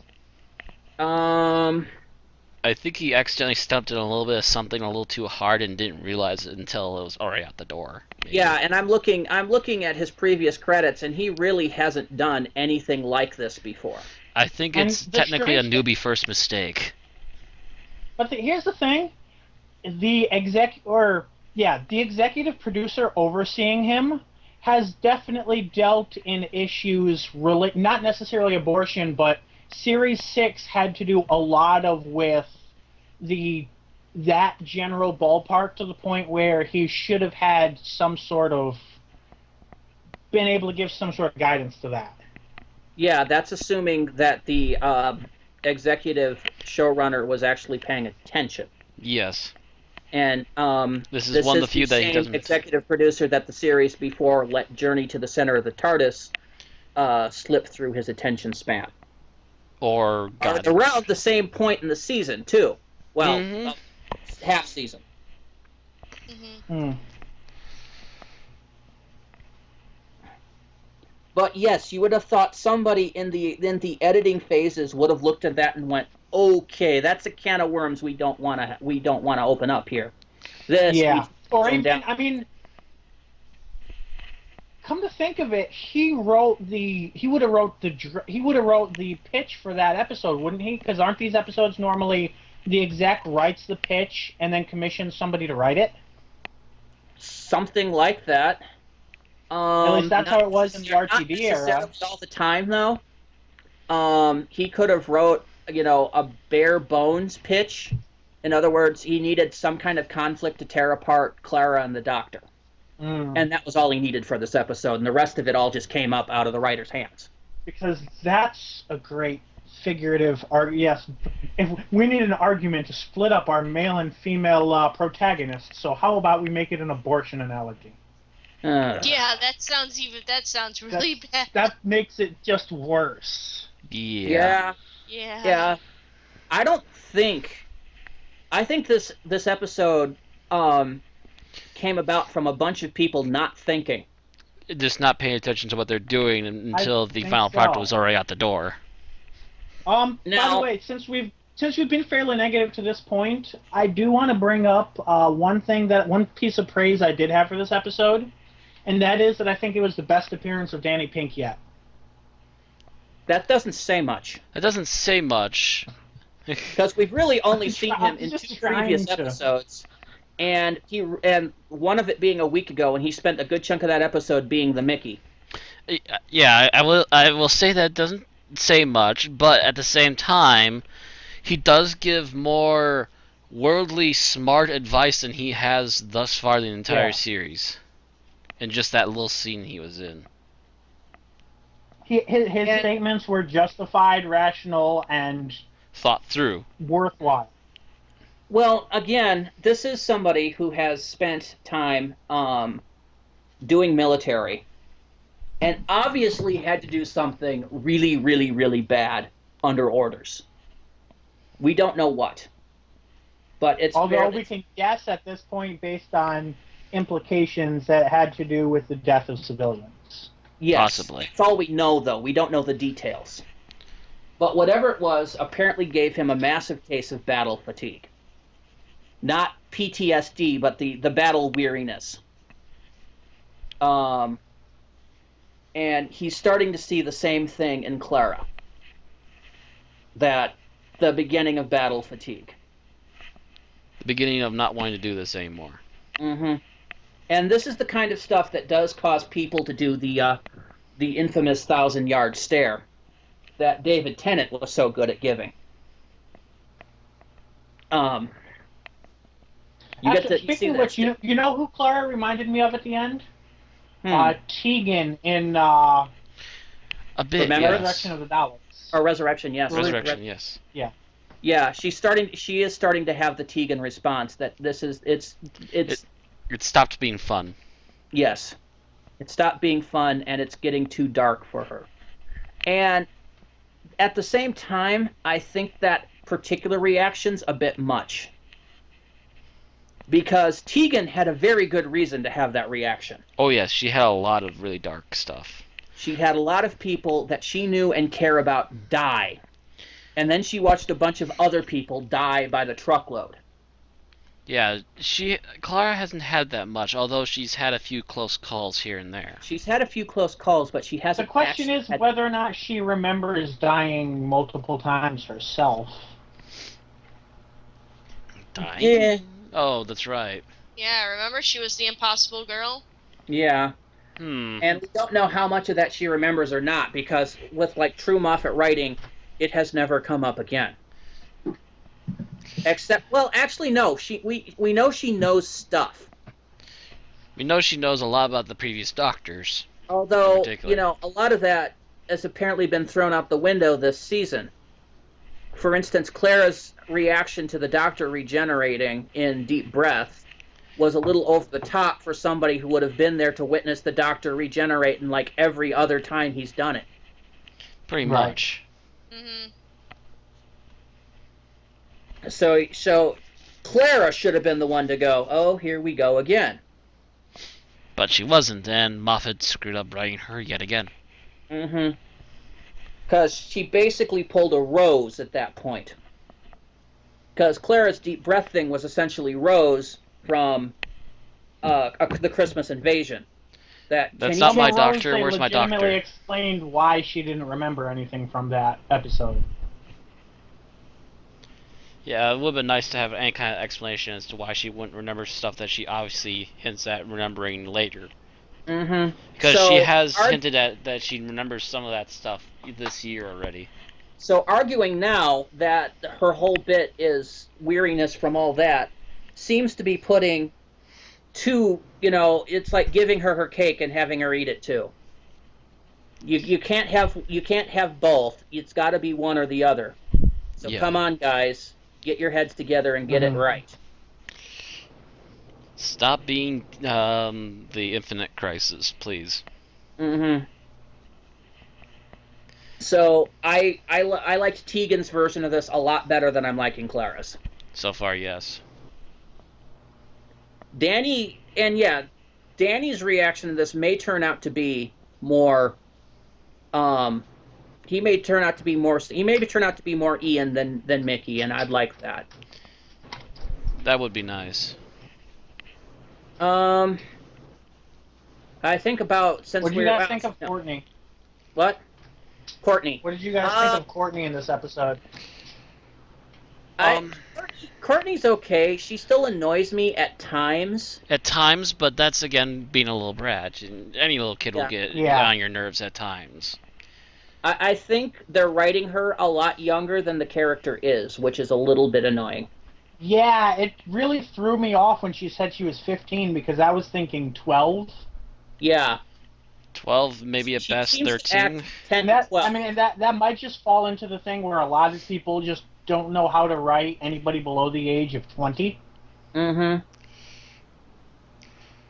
And that also might be because she's also having her little childish fit because the Doctor kind of rejected her. And that has a harsh effect on a kid of any age. Or even in the first half of the season, I would have got the impression that she was significantly younger than 15. Yeah. Even if we take into account the fact that probably a year has passed between Deep Breath or possibly even if we say 2 years have passed between Deep Breath the flashback in Deep Breath and this, which is kind of a stretch, I think. If we say that, it's still Maybe.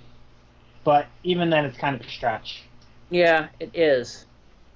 And yeah, for a 15-year-old to be going, to be doing the equivalent of Clara and Danny sitting in a tree, Kissing. Right. That's something that 8-year-olds do. Yeah. She's 15.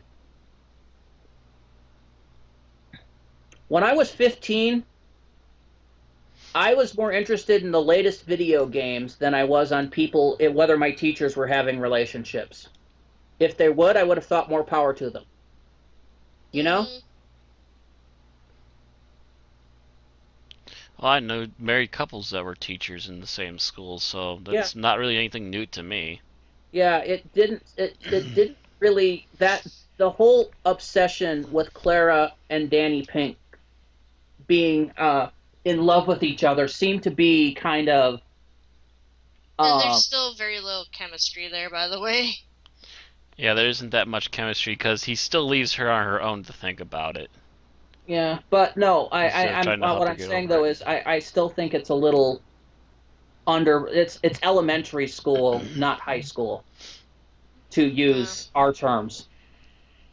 Yeah. Which actually kind of, that kind of tangentially makes me think of the fact that we're in this episode, like up until now, like at least in private, like, in general, like she would call her Ozzy.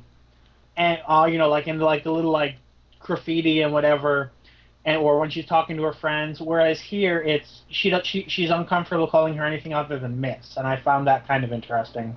That's kind of it's kind of different. Whether if it's because she's in an unfamiliar situation, or if it's because she's actually talking to her face to face, one on one instead of being part of a faceless crowd for once, or what? Yeah, you would think, considering the fact that she's now part of the TARDIS team, so to speak, that it would have loosened up her relation. I mean, I can understand. Right. Well, that's like Clara was like, "Go ahead, call me Clara." Yeah. Yeah, and I don't remember Susan having to call no, never. Ian and Barbara Sir or Miss. What? She never had to call them Sir or Miss. And Mr. Chesterton, other than the first episode. Yeah. When she's in school. Right. Mm-hmm.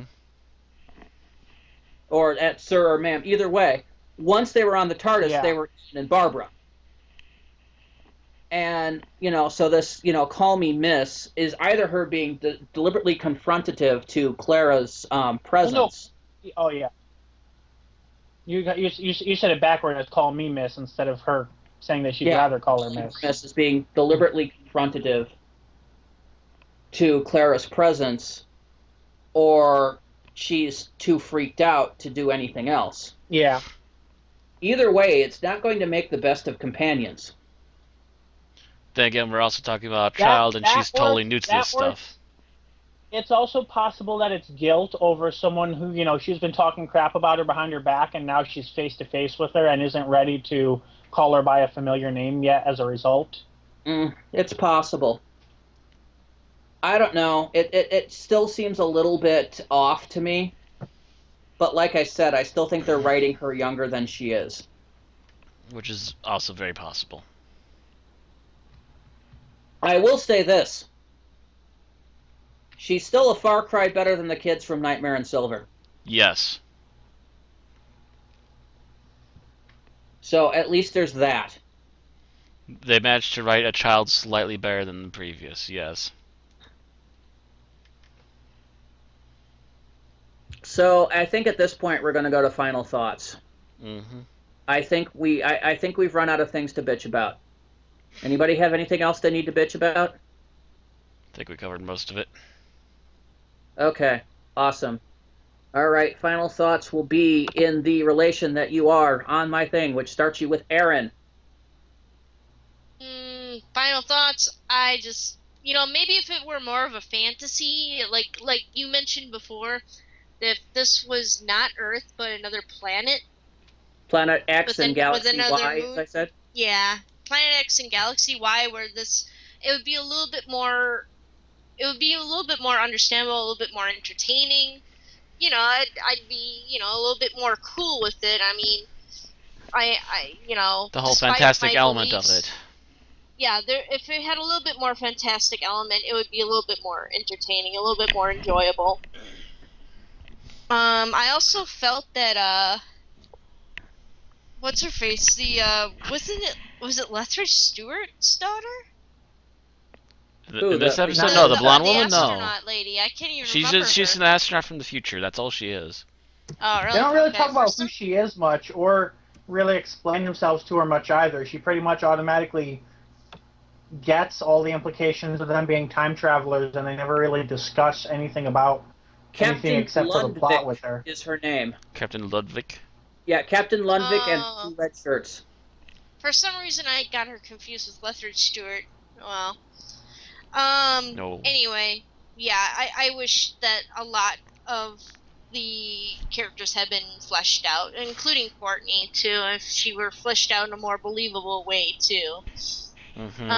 Yeah. So it could have been better. It didn't have to be this bad. Is my point. The end. Okay, Matt?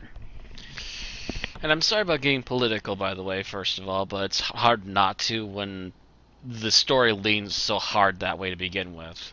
Yeah, I know, but we kind of mentioned that before the podcast that we were going to try to stay away from the political aspect of this. But it'll happen nonetheless. Anyway, story. If it was not planned to be political, then it was poorly written. The effects, while decently done, suffered from a bad script, which made them stupid. As we even suggested, even having guys in bubble wrap would have been a smarter move than having spiders in this particular story, because it would make a lot more sense. The background characters for this one episode, yeah, totally forgettable, and we'll probably never see them again.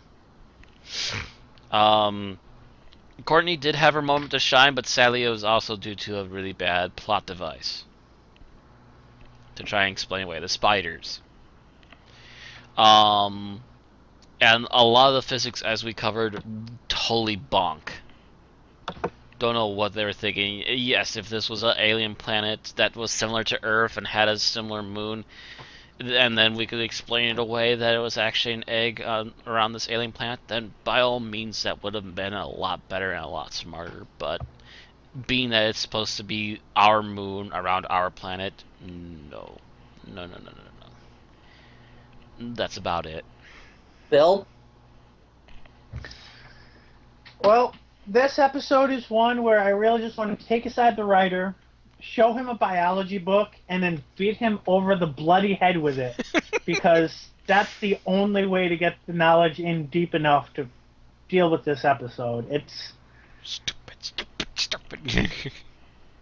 I don't know if it was a case of trying to overachieve and write outside of his comfort zone, but he missed the mark and did not hit anything good. And I kind of do not understand why I've read articles about it possibly being one of the best Doctor Who episodes of all time, because I know! They keep doing that with every worst episode of the season so far. Saturday or Sunday night, I browsed the internet. I just did a search for Kill the Moon review, and I came up with 5 or 6 review articles on it, all of which were praising it as like the greatest Doctor Who episode ever, and I'm like, are you guys cracked? One guy even reviewed it, said, yes, this is now better than my now second favorite episode. Listen, I'm like, okay, I've lost any and all respect I would have ever had for you in the first place. That was the Nerdist, wasn't it? I think so. Yeah. Wow. I'm I'm like, kind yeah, of wondering if maybe the reviews are being bought out. Phil Sandifer's opinion was very much the same way, that Listen had blown his mind, and Kill the Moon shocked him as now being one of his favorite Doctor Who episodes of all time. I'm like, no. I'm kind of sitting here thinking to myself, now that you mentioned that the Nerdist reviewed it so positively, and they're supposed to be a big nerd podcast that's supposed to bring in like big names and stuff. BBC? I'm kind of wondering if maybe they're buying out the Nerdist reviews in order to get big name people to show up. Wait, I thought The Nerdist was a show on BBC America. Is it? I could have sworn it was some sort of It was a podcast thing attached to podcast. it. It's Yeah. run by the guy who used to be the roommate of Will Wheaton. Yeah. And he has had shows on BBC America, but they're not series; they're specials. Yeah, they're specials. They're not actually series. Mm-hmm. Got you. He's the one that did the countdown to Deep Breath that we saw at the Clada, if you remember, Bill. Saw but not heard. Yeah, I'm kind of wondering Right. if maybe they're giving high praise just so they can keep the big names coming in. Well, yeah. Maybe, but I'm wondering does- if he's giving it high praise because BBC America is greasing his backside. That too. And because he's giving it high praise, everyone else is copying him. Yeah. Because they don't want to feel stupid. anyway, now for Rand's final thoughts, so we don't Okay. end up going over time. All right. Basically, poorly written, poorly edited, beautifully acted, pointless special effects. The point where the doctor said the egg, as much as I liked the expression on the doctor's face, my response was, "Oh, come on!" And then proceeded to keep doing that for the remainder of the episode. It's horribly written with leaps of logic that would make a Vulcan weep. And it's just so poorly, the moral conundrum is there, and it shouldn't have happened in the first place. It just makes me want to cry. I think I'll end my statement there, and we'll go to scoring. Aaron. Which we have 4 minutes for.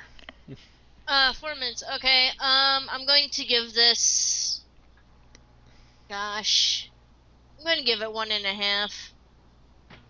Matt. Acting good, plot bad, special effects good but pointless because the writing bad. I'm leaning between 1.5 and 2. I have to say, in the long run, because of how poorly it was managed, yeah, I'll give it a 1.5. Bill.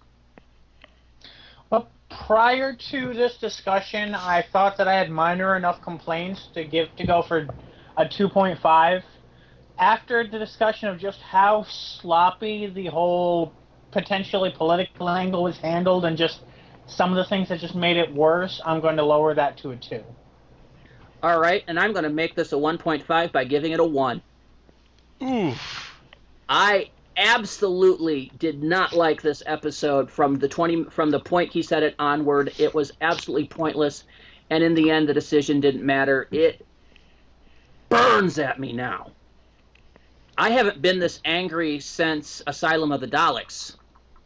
I don't think you've been this angry since Journey to the Center of the TARDIS.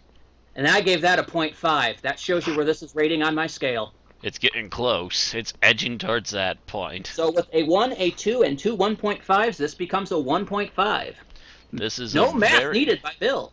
Yeah, this is a very bad episode. Most people should probably forget they even saw it. Outside of the acting. So that's our score, 1.5 for Kill the Moon. I think that puts it below our listen average. Yes. Yes, it does. Because making listen it was in the new twos. low point of the season. So our low next point of the season so far is Kill the Moon, with Time Heist as still the highest. Mm-hmm. Yep. And tune in next week, where Doctor Who goes, where Leiji Matsumoto has been going for 30 years, with Mummies on the Orient Express. In space. Trains in space. Good night, God, everybody. I've never seen such a thing. See you next week.